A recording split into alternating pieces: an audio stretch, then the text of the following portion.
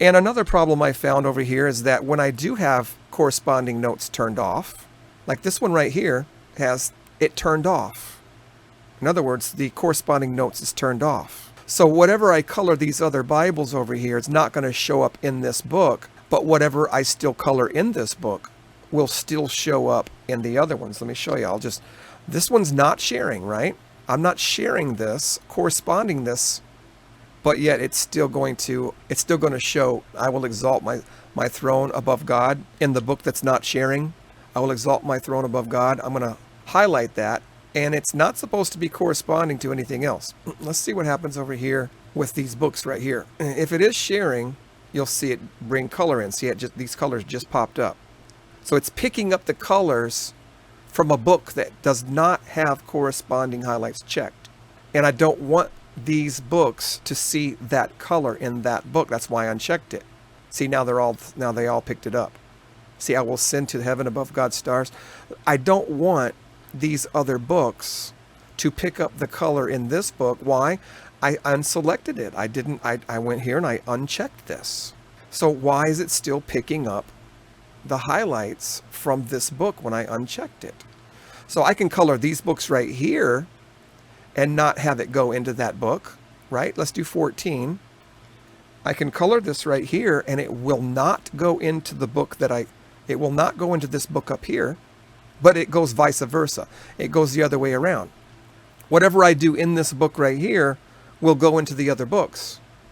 But since I have it unchecked, whatever I do in the other books will not go into this book. So it's not reading from the other books, the highlights, but it's still sending out the highlights. And the other books are picking it up. So maybe they can work on separating that a lot better, because I only want to color this book a certain way. I only want this Cambridge Paragraph Bible to be colored a certain way. I don't want it to share. I don't want it to pick up. So I did the right thing. I come up here and I deselected this corresponding option, right? The problem is it's still sending it. These other books are picking it up. These other books are picking it up. So is there anything they can do about that, I wonder? Or is there something I'm missing? If you guys know, leave a comment below. I love you guys. Take care. Peace. All right, I don't know about you, but I like to color different Bibles with different highlights. I don't like them all to look the same. What I notice is that you can have them all coordinate with one another. You can highlight something in one Bible, if it has that feature anyway, and that particular highlight or annotation will be the same across all the Bibles. And that's good if you want it.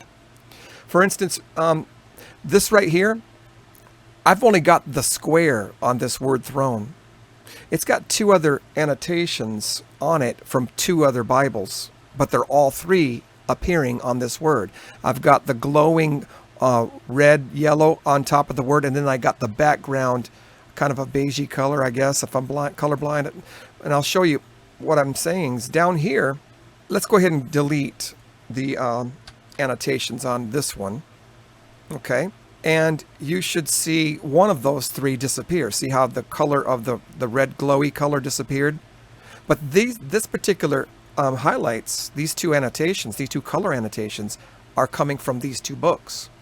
I think this is the one with the square. Let me delete it and we'll see which one this is. And yep, and that leaves one more color from this book right over here, from this Bible right over here.